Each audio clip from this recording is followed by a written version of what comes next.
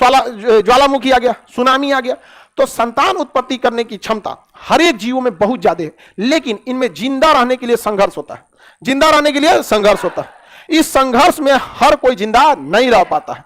सजातीय संघर्ष भी होता है, बाहरी संघर्ष भी होता है। चीता और गाय में कौन सा संघर्ष? बाहरी संघर्ष।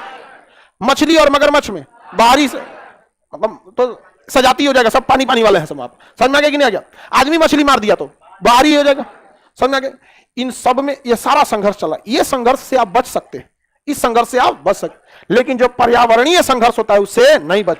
यानी डार्विन के अनुसार जीवन संतान उत्पत्ति करने की अपार संभावना, लेकिन हर इंसान में संघर्ष है लड़ने का। जीने के लिए संघर्ष करना पड़ेगा। जीने के लिए संघर्ष, या तो आप आपसी लड़ाई में मराएंगे, जैसे कुत्ता काटाकुटी करके मर जाता है सब, या तो बाहरी लड़ाई में मराएंगे, और सबसे भयानक मराएगा आदमी तो पर्यावरण की लड़ाई में।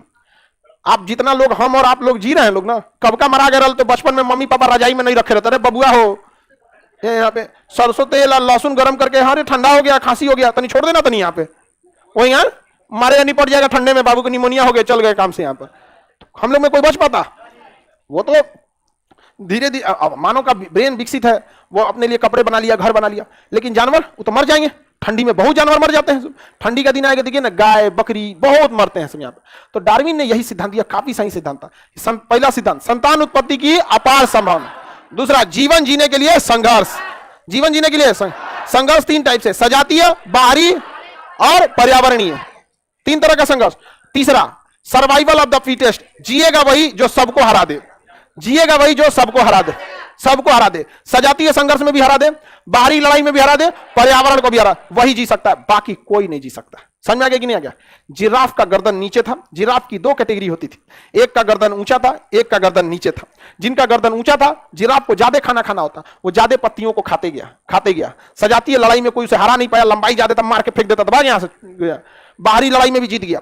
पर्यावरण की लड़ाई, भूख प्यास में भी क्या हो गया? जीत गया। छोटका जन बकरी बराबर गर्दन लिया था, वो कहेगा खाना घट गया, तो इनकी संख्या 5 करोड़ थी, घट के 2 करोड़ हुई, घट के 1 करोड़ हुई, घट के 5 करोड़, धीरे धीरे धीरे धीरे खत्म हो गया। हाई बड़का वाला बच गया, बड़का वाला बच। और लैमरकवा कह रहा था ना, एकरे गर्दनवा ज्यादा निकला था, रे लोल कहीं का।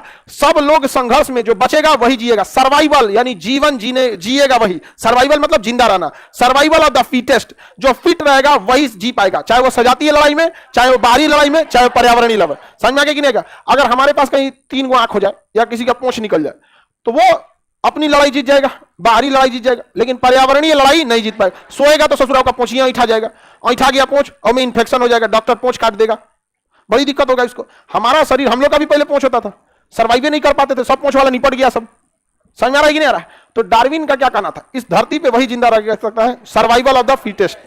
एग्जाम में भी डार्विन का ही नियम लगता है, पढ़ेगा सब, आपस में संघर्ष होगा, क्लासरूम से क्लासरूम में, बाहर में भी संघर्ष होगा। सोच रहा यूपीएससी की तैयारी करने वाला दे देता है दरोगा का एग्जाम, बाहरी लड़ाई, फिर पर्यावरणीय लड़ाई, निगेटिव मार्किंग, तो कभी कुछ, लेकिन जीतेगा वही जो सबसे बेस्ट हो। Survival of the fittest, survival of the fittest.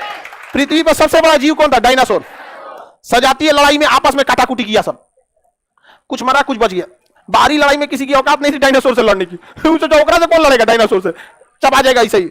लेकिन हारा तो किसमें? पर्यावरणीय लड़ाई। हारा किसमें? पर्यावरण। उल्का पिंड आया, धमाक से इंसों के ऊपर गिर गया, आग लग गया, छोटे जीव जमीन में घुस गए, आग लगे जमीन पे लेट जाइए तो कोई दिक्कत नहीं, उस ससुरा जमीन पे लेटियो रहा था तो 2 तल्ला बराबर होता है, ऊपर का जल गया पूरा, कहीं उसको छुपने का जगह नहीं मिला, तो सर्वाइव नहीं कर सकते हैं। तो डार्विन के हिसाब से जिएगा वही जो सबसे बेस्ट हो, सर्वाइवल ऑफ द फिटेस्ट। ऐसा नहीं है कि बर्फीले क्षेत्र में बिना बाल वाले जानवर पैदा नहीं हुए, पैदा हुए बर्फीले क्षेत्र में। कश्मीर, लद्दाख, सियाचिन के क्षेत्र में बर्फीले बिना बाल वाले भी जीव जिंदा हुए, क्योंकि संतान उत्पत्ति करने की संभावना अपार। वो बाहरी लड़ाई में जीत गए, अपनी लड़ाई में जीत गए, लेकिन पर्यावरण की लड़ाई में मर गए। जिया वही जिसके शरीर पे लंबे बाल थे। तो हम तभी जी सकते हैं जब हम पर्यावरण के लिए फिट हो।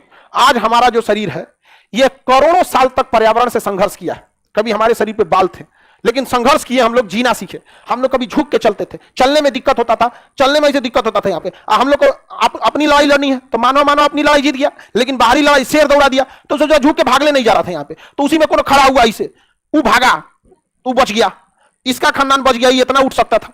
इसी में से कोई दूसरा आया जो तनी और सीधा खड़ा हो सकता था, ये और तेज भाग गया, भाग ससुरा खा जाएगा यहाँ पे। और यही बचते गया, बाकी सब जन झुक झुक के चलते थे, मरा गए सब कहीं कहीं।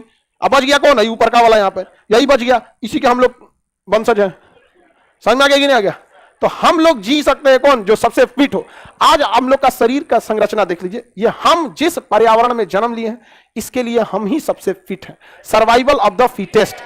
अगर कोई चेंजिंग होगा तो हम जी नहीं पाएंगे, हम लोग जी नहीं पाएंगे। तो हम लोग का क्या है? Survival of the fittest.